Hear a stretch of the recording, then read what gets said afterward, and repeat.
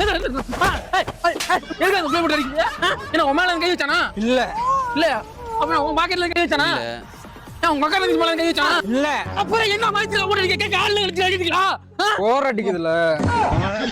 அடிச்சதுக்கு அப்புறம் தான் மனம் நிம்மதியா இருக்கு. ஏண்டா மனவலிக்கு மருந்தடிச்சு பாத்துருக்கேன்டா. இதனடா மனுஷனை போட்டு அடிக்கிறியா? நீ வேணா அடிச்சு பாரு. ஆமா மன நிம்மதியா இருக்கு.